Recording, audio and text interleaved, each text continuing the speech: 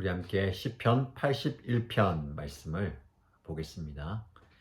시편 81편 1절에서 16절까지의 말씀을 함께 읽겠습니다. 우리의 피난처이신 하나님께 즐거이 노래를 불러라. 야곱의 하나님께 큰 환성을 올려라.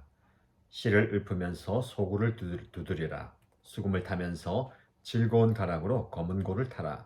새날과 대보름날에 우리의 축제날에 나팔을 불어라. 이것은 이스라엘이 지킬 율례요 야곱의 하나님이 주신 규례이며 하나님이 이집트 땅을 치려고 나가실 때에 요셉에게 내리신 훈령이기 때문이다. 나는 내가 알지 못하던 한 소리를 들었다. 주님께서 말씀하셨다. 내가 내 어깨에서 짐을 벗겨주고 내 손에서 무거운 광주리를 내려놓게 하였다. 너희가 고난 가운데 부르짖을 때에 내가 건져주고 천둥치는 먹구름 속에서 내가 대답하고 무리바 물가에서는 내가 너를 시험하기도 하였다. 내 백성아 들으라. 내가 너에게 경고하겠다. 이스라엘아 나는 내가 내 말을 듣기를 바란다. 너희 가운데 다른 신을 두지 말며 이방 신에게 절하지 말아라.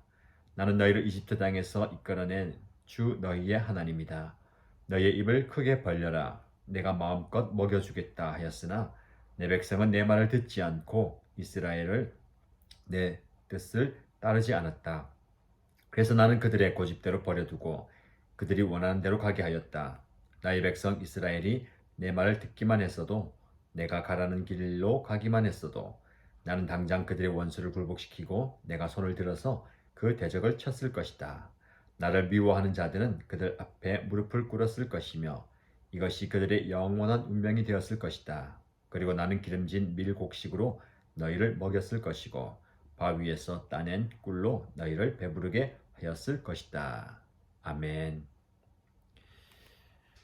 네, 오늘 시편 81편 말씀을 함께 묵상하겠습니다. 성경의 표제에 보면 아사보의 시, 지휘자를 따라 깃딧에 맞추어 부르는 노래라고 되어 있습니다. 계속해서 며칠 동안 시편 79편, 80편, 81편 말씀을 묵상했는데요. 모두가 다 아삽의 시입니다. 아삽은 다윗의 시대에 성가대의 지휘자 정도 되는 사람이죠.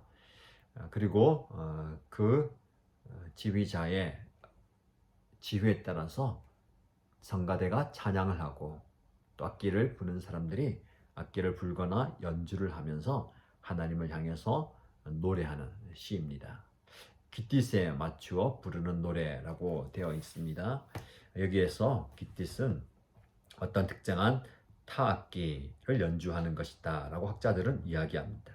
혹은 깃딧에 맞춘 노래는 포도주 틀을 밟는 동안에 부르는 노래라고도 여깁니다. 그래서 종합해 볼 때에 하나님께서 베푸시는 그 수확의 계절, 그때에 하나님께 감사하면서 온갖 악기들을 연주하면서 하나님께 찬양하는 시라고 할 수가 있겠습니다. 언제 이렇게 기쁨의 시를 부르느냐? 포도주 틀을 밟는다는 것은 포도의 수확, 즉 추수감사절인 초막절과 장막절 때 부르는 찬양이고 노래라고 할 수가 있겠습니다. 초막절은 어떤 절기이냐? 이스라엘 백성들이 광야의 생활을 기억하고 약속의 땅에서의 추수를 감사하는 절기입니다. 궁핍한 가운데 그 광야의 여정을 지나가게 하시고 하나님께서 좋은 것들로 채워주시는 그것을 감사하면서 기억하고 기념하는 절기입니다. 그때에 시를 읊으면서 소구를 두드리고 수금을 타고 즐거운 가락으로 검은 고를 타면서 우리의 축제의 날에 나팔을 불어라. 하나님께서 여기까지 인도하시고 모든 것을 채워주시고 공급해 주신 것에 대해서 마음껏 하나님을 찬양하는 시입니다. 3절 말씀 보시면 새날과 대보름날에 우리의 축제의 날에 나팔을 불어라. 이것은 이스라엘이 지킬 율례이고 야곱의 하나님이 주신 규례이다. 너희는 계속해서 이 축제의 날에 이런 찬양과 시를 통해서 하나님을 높이라라고 말씀합니다. 새 달, 즉 새로운 달의 첫날, 그리고 대보름날, 달의 중간인 15일을 말하는 것이죠. 그리고 축제의 날, 여러 가지 절기와 명절의 날에 하나님을 찬양하라. 어떻게 보면 특정한 날을 정해놓고가 아니라 매 순간순간이 하나님을 찬양하고 예배하는 축제의 날이 되어야 하겠습니다. 여러분 어떻습니까? 여러분의 날들이 하나님을 기쁘시게 하고 또 하나님께서 베푸신 그 은혜에 기뻐하며 즐거워하는 축제가 되고 있습니까? 많은 성도들이 즐거워하기보다는 힘들어하고 어려워하는 시기를 지나가고 있는 것 같습니다. 그러나 하나님은 그 어떤 상황 가운데서도 하나님께서 우리에게 은혜를 베푸셨기에 그 은혜를 헤아리면서 하나님을 기쁘시게 하고 또 하나님을 믿는 저와 여러분들이 기뻐하면서 즐거워하기를 원하십니다. 하나님의 백성인 저와 여러분들은 하나님을 향한 찬양을 높여드리면서 기쁨을 표현하기를 원하시는 거죠. 왜 우리가 그렇게 기쁘게 즐겁게 찬양을 해야 합니까? 하나님께서 이집트에서 그들을 구해내시고 광야의 여정을 지나가게 하시고 그리고 하나님께서 약속하신 그 약속의 땅에 인도하셨으며 즉 그들의 걸음과 인생길을 다 인도하시고 지켜주시고 보호해 주셨기에 그들은 마음껏 아니 목청껏 하나님을 찬양할 수 있는 것입니다. 야고보의 하나님께 큰 환성을 올려라. 큰 소리로 외치라는 겁니다. 하나님께 즐거이 노래를 불러라. 어떤 하나님이십니까? 우리의 피난처 되시는 하나님. 하나님은 이스라엘 백성들의 피난처 되셨습니다.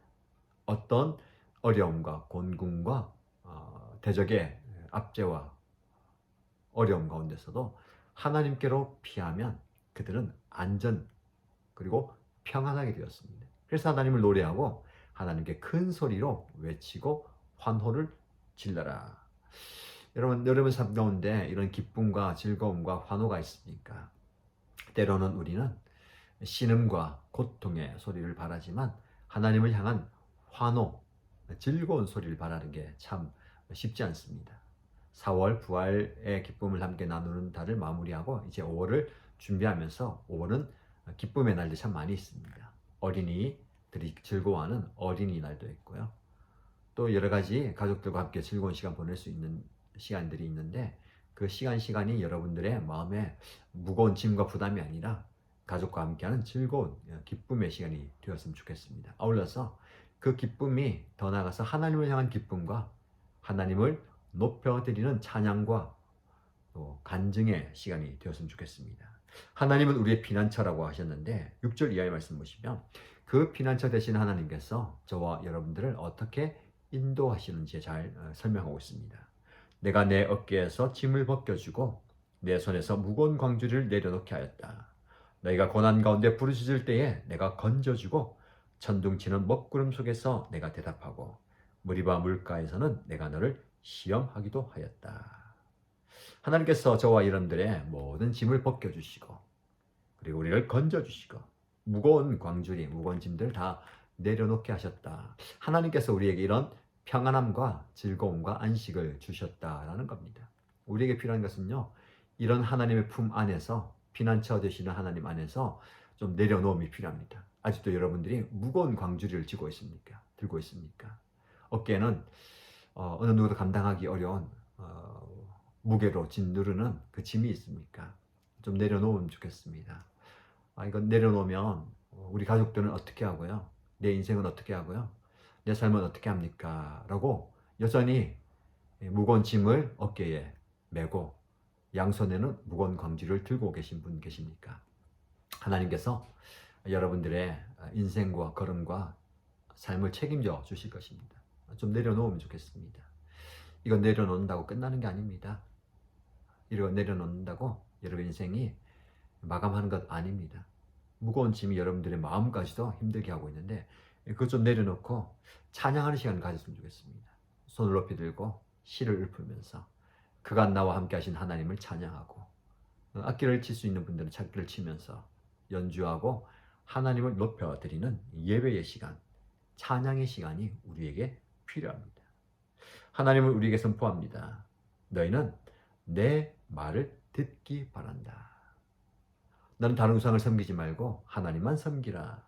내가 너를 이집트 땅에서 이끌어내준 너희의 하나님이다. 하나님은 우리의 고백을 듣기 원하십니다. 하나님만이 나의 하나님이십니다. 하나님만이 나의 참신이십니다라는 그런 인생 고백을 듣기 원하십니다. 그런데 하나님은 그 고백을 참 듣기 어려운 것 같습니다. 우리는 여전히 하나님의 음성 듣기보다는 세상의 소리를 듣는 것이 더 익숙하고 더 마음을 쏟고 있습니다. 그래서 예수님께서, 우리 하나님께서 저와 여러분에게 계속해서 너희가 내 말을 들으라, 내 뜻을 따르라, 내 말을 좀 들어다오라고 얘기합니다. 너희가 내 말을 들었다면, 너희가 내 말만 듣기만 했어도, 내가 가라는 길로 가기만 했어도 너희는 하나님의 베푸시는 그 은혜, 기름진 밀곡식으로 너희를 먹였을 것이고 바위에서 따낸 꿀로 너희를 배부르게 하였을 것이다 라고 말씀합니다.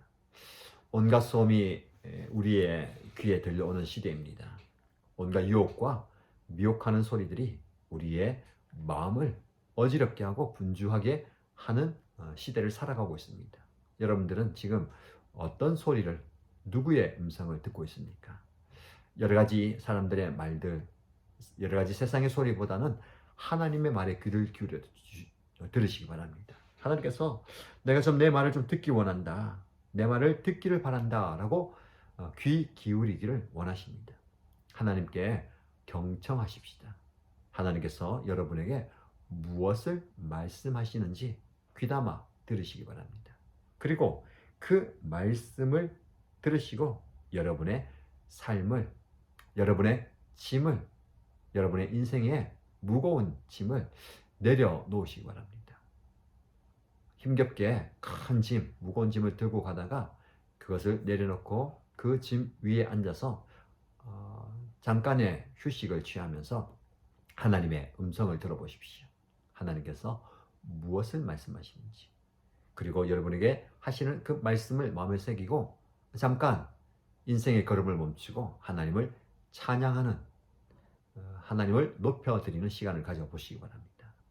혹은 시를 읊으면서 즐거운 노래를 부르고 악기를 연주하면서 하나님의 높으신 그 위대하신 존재, 그리고 성품, 그리고 하신 일, 지금까지 저와 여러분들 삶 가운데 행하신 일들을 헤아리면서 한번 쉼표를 찍어 보십시오. 인생의 쉼표를 찍는다고 해서 여러분들이 더디 가거나 늦게 가는 것 아닙니다. 오히려 바른 방향을 찾을 수 있습니다. 분주하게 또 격렬하게 바쁘게 살아온 여러분, 잠시 인생의 쉼표를 찍고 그 지점에서 하나님을 높이는 찬양의 입을 크게 벌리시기 바랍니다. 내 입을 크게 벌리고 라는 제목으로 말씀을 묵상하는데 두 가지 의미입니다. 우리의 입을 넓게 크게 열어서 하나님을 찬양하십시오. 하나님을 높여 드리십시오. 그리고 하나님을 향해서 입을 크게 벌리면 내가 마음껏 먹여주겠다. 하나님께서 우리를 채워주시고 우리에게 필요한 것을 공급해 주신다라는 겁니다. 여러분, 우리의 필요한 것은 다 하나님으로부터 오는 겁니다. 세상으로부터 오는 것도 아니고 우리가 열심히 한다고 그것이 얻어지는 것도 아닙니다. 하나님께서 주셔야 합니다. 하나님께서 여러분에게 필요한 것, 구하는 것 능히 채워주시리라 믿습니다. 여러분의 입을 크게 벌려서 하나님을 찬양하고 하나님이 베푸시는 그 은혜와 필요를 공급받는 여러분 되시길 축복합니다. 기도하겠습니다. 살아계신 하나님 아버지, 우리의 입을 크게 벌리고 하나님께 나오면 하나님께서 먹여주시겠다 약속하셨습니다. 그런데 그 약속의 말씀을 붙들기보다는 나는 나름대로 그 무언가를 얻기 위해서, 아니 내가 필요한 것을 얻기 위해서 세상 속에서 분주하게 바쁘게 심지어 하나님을 잊어버리고 하나님의 음성을 뒤로 한 채 달려가고 애를 쓰고 살아가고 있는 우리 아닙니까? 그럴수록 우리의 인생의 무거운 짐은 더 어깨를 짓누르고 내가 들고 있는 이 무거운 광주리는 내 힘을 빼앗고 있습니다. 그것을 다 잠시 내려놓고 그 내려놓음의 자리에서 하나님을 찬양하고 하나님을 높이는 우리의 삶이 되게 하여 주옵소서. 우리의 인생이 하나님 보시기에 하나님이 원하시는 것, 하나님이 기뻐하시고 하나님께서 좋아하시는 것을 추구하게 하여 주옵소서. 나의 텅 빈 마음을 채우기 위해서 헛된 우상을 구하지 않고 세상에서 헤매지 않게 하시고 하나님께로 나의 시선을 고정하고 하나님께로 가까이 가는 우리의 삶이 되게 하여 주옵소서. 그래서 우리의 참된 피난처 되신 하나님 안에서 우리의 만족을 누리고 평안을 누리고 즐거움을 누리는 삶이 되게 하여 주옵소서. 4월을 마무리하는 이날 하나님께서 축복하시고 은혜 가운데 잘 마무리하고 새로운 날에도 여전히 하나님을 찬양하는, 하나님을 높여드리는 하나님의 백성들 다 되게 축복하여 주옵소서. 예수님의 이름으로 기도합니다. 아멘.